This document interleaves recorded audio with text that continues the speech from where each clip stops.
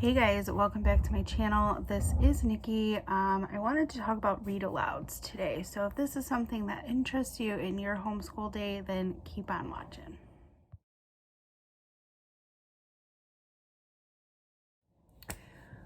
Read alouds. So my day is measured by my daughter's moods, how we wake up in the morning, how we get our day going, how we do our schoolwork. So this year was our first year homeschooling, and so we kind of eased into it. At first I had all the things, I had bought all the materials, and then we kind of like burnt out real fast, right? I had really high standards for the year, so I'm bringing them down, and I have some exciting books to do for read alouds. Now, we started one book, which was Charlotte's Web.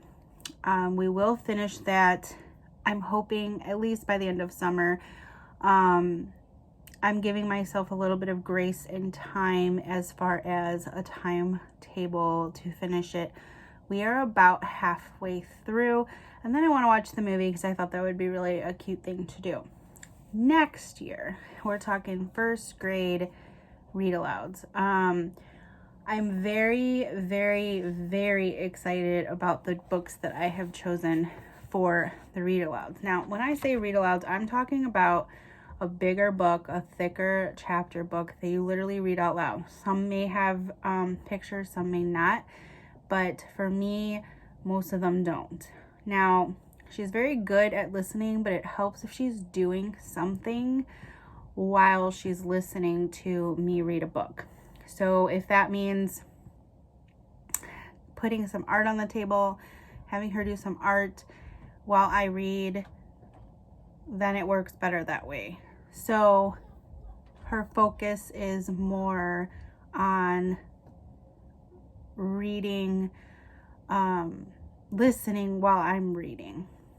So this year, I have a couple books that I want to do, and the first one I'm super excited about. It's called The Secret Zoo by Brian Chick. So I'm going to read the back of the book for you. Sorry if this is not showing the correct way. Noah's sister Megan has disappeared, and he thinks that the Clarksville City Zoo has something to do with it. The animals are acting strangely, leaving cryptic messages for Noah and his friends Ella and Richie. Following the clues, they soon find themselves lost in a secret world more astonishing and dangerous than they ever imagined, befriending polar bears, penguins, and rhinos on the way. Noah and his friends embark on a wild adventure to find Megan and bring her home. So excited about this book. As far as I know, we'll be starting this one in the fall, maybe late summer. We'll see how it goes. But since last year was kind of such a bust with read alouds, I'm hoping that this year will prove to be a little bit different. So we have The Secret Zoo, and then I think it was One Blessed Mess who recommended The Wild Robot. Now, just reading the back of the book sold me, and this beautiful cover sold me too. I believe it is a series, and I think there's 2 books out. Not sure on if there's going to be a third. But anyway, I'll read you the back of the book for The Wild Robot by Peter Brown. When Robot Roz opens her eyes for the first time, she discovers that she is alone on a remote, wild island. She has no idea how she got there or what her purpose is, but she knows she needs to survive. After battling a fierce storm and escaping a vicious bear attack, she realizes that her only hope for survival is to adapt to her surroundings and learn from the island's unwelcoming animal inhabitants. As Roz slowly befriends the animals, the islands start to feel like home, until one day the robot's mysterious past comes back to haunt her. From best-selling and award-winning author and illustrator Peter Brown comes a heartwarming and action-packed novel about what happens when nature and technology collide. I'm excited. So I also heard that the chapters are kind of ideal for read-alouds because they're super short. So if you've got a busy day and you can only get to one chapter, at least you're not reading like 30 pages in a chapter. So that's super convenient. Really excited about The Wild Robot. So the third and final book that I have says it's from ages 6 to 10. I'm not sure on the age group of these two, but I will put that in the description box if I can find it. So the third one that I have is Sarah Plain and Tall by Patricia McLaughlin. This is nothing new. This is a very old book. But it was also, I think, I don't know, I don't want to say the wrong thing. So I will read you this book, the back of it. Their mother died the day after Caleb was born. Their house on the prairie is quiet now, and Papa doesn't sing anymore. Then Papa puts an ad in the paper asking for a wife, and he receives a letter from one Sarah Elizabeth Wheaton of Maine. Papa, Anna, and Caleb write back. Caleb asks if she sings. Sarah decides to come for a month. She writes Papa, I will come by train. I will wear a yellow bonnet. I am plain and tall, and tell them I sing. Anna and Caleb wait and wonder. Will Sarah be nice? Will she like them? Will she stay?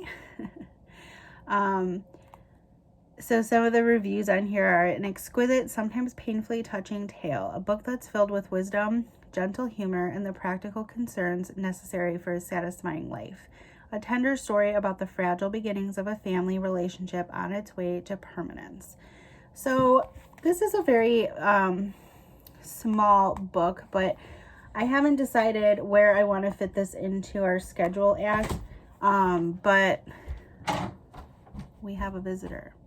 Sorry, we got interrupted. I'm not sure exactly where I'm going to fit in Sarah Plain and Tall, but I'm thinking since it is small that this could be a very beneficial book to read over the holidays because it is small and short, and we can focus our stuff on like fun arts and crafts and just like holiday fun for homeschool. So that is all I have for you. I have The Secret Zoo, The Wild Robot, and Sarah Plain and Tall. If I decide to add any more read-alouds for the year, I will let you guys know. So the reason that like I have that it was kind of a bust for us this year is because when you're doing your first year of homeschool, you have all these expectations, you buy all the stuff, you get super excited, and then it never typically goes as planned. Now, read-alouds used to be a part of our morning basket. Well, if you look back quite a few videos, you'll notice that I took out our morning basket. So it kind of got lost in the mix of like, are we going to keep doing a read-aloud? Like, it was sort of a stressful addition to our morning. And so the read-aloud that, you know, when we were really starting Charlotte's Web, it kind of just got pushed out of our morning, and then we kind of just forgot about it. So that's really the only reason why we haven't done read-alouds. But I really love the concept. I love snuggling up and getting to read these things. Now, we read books all the time. She's a book lover. She loves going to the library. It's a big thing in our house.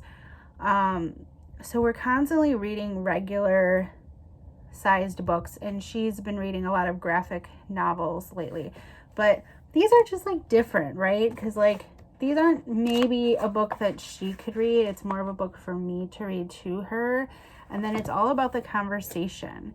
It's about diving deep into these stories and really figuring out some meanings, and like, especially if you guys have ever read Charlotte's Web, the vocab alone in that book is perfect for learning.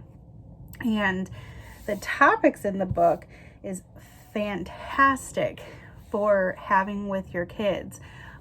Just things in there to really solidify just some life good old life lessons that happen in those books. So I'm hoping these books will also deliver on that as well. I don't know. I've just seen these recommendations from other homeschool moms. So if you're wondering why it was a bust, that's why it was a bust. It just kind of got tossed out with the morning basket, and we never went back to it until recently. But, like, you know, one day she's like, oh, whatever happened to Charlotte's Web? And I'm like, oh yeah, whatever happened to that? So we're gonna try to finish that up slowly. I don't want to rush. Their chapters are pretty long, so it just kind of drags out a little bit for us, but that's fine.